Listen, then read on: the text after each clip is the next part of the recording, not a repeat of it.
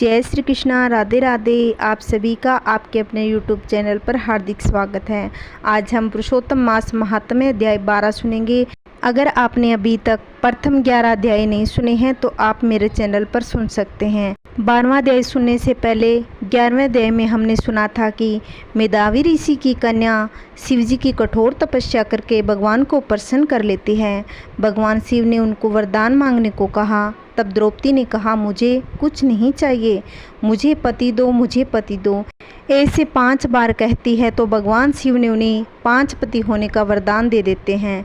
उस कन्या ने भगवान से कहा कि भगवान ऐसा क्या वरदान दिया, यह वरदान बदल दीजिए। भगवान शिव ने कहा, तुम्हें अहंकार में आकर अधिक मास का निरादर किया है, अपमान किया है, इसीलिए यह वरदान बदला नहीं जा सकता। इतना कहकर शिव भगवान अंतर्ध्यान हो गए। आज हम 12वें अध्याय में सुनेंगे द्रौपदी की अग्निकुंड से उत्पत्ति और श्री कृष्ण का पुरुषोत्तम व्रत का उपदेश। नारद जी बोले, हे नाथ, शंकर जी के चले जाने पर उस चिंतातुर बाला ने क्या किया? सेवा, धर्म और सिद्धि के लिए मुझ दिन की सुनने की इच्छा है, सो कहो। श्री नारायण बोले, इसी प्रकार युधिष्ठिर ने श्री कृष्ण भगवान से पूछा था। तब भगवान ने युधिष्ठिर से जो कहा वह मुझसे सुनो। श्री कृष्ण भगवान बोले, हे राजन, इस प्रकार शिव के चले जाने पर वह कन्या कांतिहीन हो गई, लंबी लंबी सांस लेने लगी और अत्यंत डरी हुई पतली कमर वाली आंसू बहाते हुए रोने लगी। हृदय अग्नि से उसका शरीर जलने लगा। वह तपस्विनी कन्या वन अग्नि के जले हुए पत्ते वाली लता की तरह हो गई। दुख और द्वेष को प्राप्त उस कन्या को बहुत समय व्यतीत हो गया। जिस प्रकार चूहे के बिल में घुसकर आक्रमण करके सांप उसे वश में कर लेता है, वैसे ही तपस्विनी को बलवान काल ने दबोच लिया। वर्षा ऋतु में मेघ से गिरे हुए आकाश में बिजली चमक कर जैसे नष्ट हो जाती है, उसी प्रकार तपस्या से जले हुए पाप वाली वह कन्या अपने आश्रम में ही मर गई। उसी समय धर्मात्मा यज्ञसेन नामक राजा ने बड़ी सामग्रियों से युक्त उत्तम यज्ञ किया।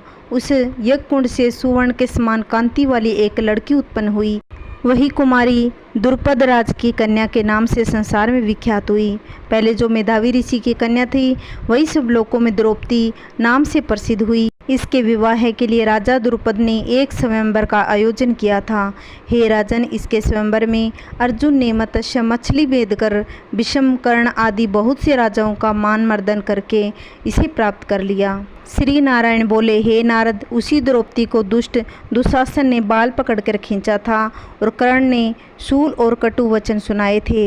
हे श्री कृष्ण बोले, हे राजन, इसके द्वारा पिछले जन्म में पुरुषोत्तम मास को त्यागने के कारण मैंने ही इसको त्याग दिया, परंतु इस जन्म में जब इसने मुझे पहली बार देखा तभी से मेरे साथ स्नेह करने लगी, अनुराग कर लिया, मुझे सखा बना लिया। दुशासन द्वारा चीरहरण के समय जब अत्यंत स्नेह के साथ मेरा नाम लेकर यह बार बार चिल्लाई कि हे दामोदर, हे दया सिंधु, हे कृष्ण, हे नाथ, हे जगतपते, हे रमानाथ, हे केशव, हे क्लेश नाशक, मेरे माता पिता, भाई बंधु, सखी, भांजा, बहन, इष्ट मित्र, पति आदि कोई भी नहीं है। हे ऋषिकेश, मेरे जो सब कुछ आप ही हैं। हे गोविंद, दुशासन मेरा बड़ी सभा में अपमान कर रहा है। यद्यपि पहली पुकार में मैंने उसकी ओर ध्यान नहीं दिया था। जब दुशासन से पराभूत होकर उसने मेरा पुण्य स्मरण किया, जब गरुड़ पर चढ़ शीघ्र वहां पहुंचकर मैंने, हे राजन, उसे बहुत से वस्त्रों से परिपूर्ण कर दिया। सदा मेरे में स्नेह करने वाली मैं ही हूँ प्राण, जिसके ऐसी सदा मेरे भजन को प्रायण मेरी अत्यंत प्रिय सती सखी मुझको प्राणों से समान होने पर भी अधिक मास का अवहेलना करने के कारण उसकी उपेक्षा करनी पड़ी। पुरुषोत्तम का तिरस्कार करने वाले का मैं पतन कर देता हूँ। सब प्रकार से यह पुरुषोत्तम मास मनुष्यों और मुनियों तथा देवताओं को भी मान्य है और मन इच्छित फल देते हैं। और अतः अब आने वाले पुरुषोत्तम मास की आराधना करो ताकि 14 वर्ष पूरे होने पर तुम्हारा अवश्य कल्याण होगा। ऐसा श्री कृष्ण ने कहा। हे पांडुपुत्र, राजसभा में जिन जिन ने द्रौपदी के केशों को खींचते हुए देखा, मैं उन स्त्रियों के बालों को क्रोध से उखाड़ दूंगा और दुर्योधन आदि राजाओं को यमलोक पहुंचाकर सब शत्रुओं का नाश करके तुम्हें सम्राट बना दूंगा। हे राजन, मुझे लक्ष्मी जी, बलदेव जी, माता देवकी और सात्यकी, प्रद्युम्न आदि कोई भी इतना प्रिय नहीं है जितना मुझको मेरे भक्त प्रिय है। जिसने मेरे भक्त को सताया मैं उसे सदा पीड़ित करता हूँ।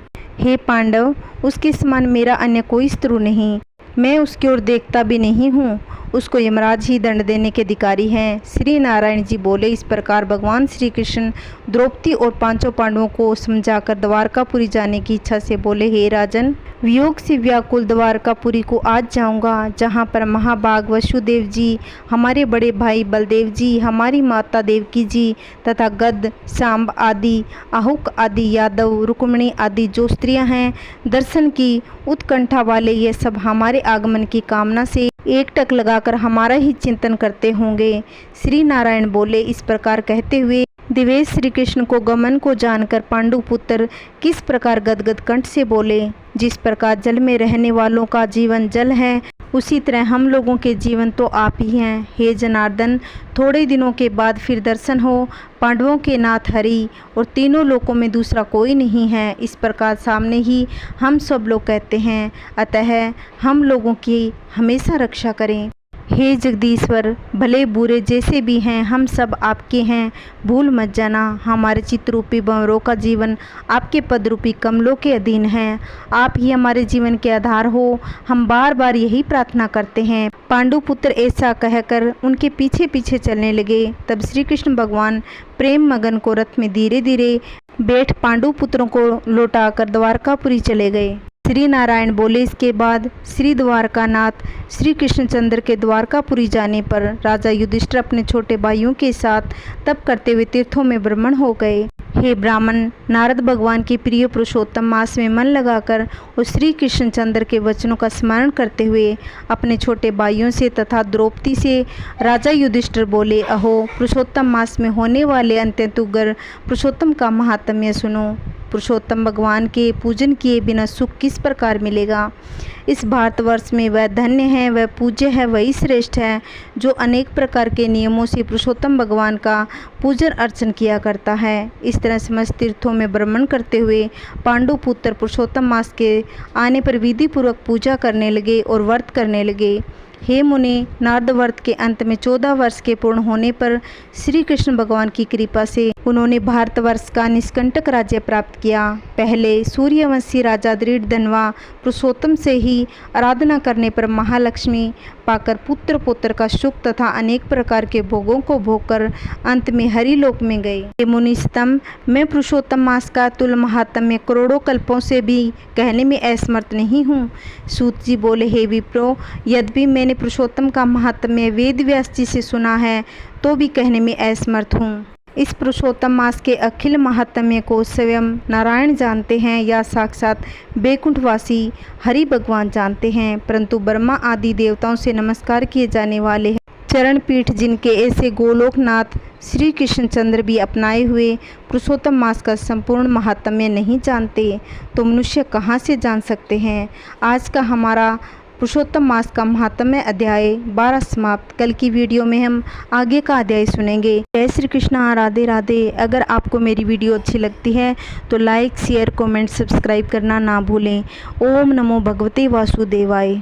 जय श्री कृष्णा, राधे राधे।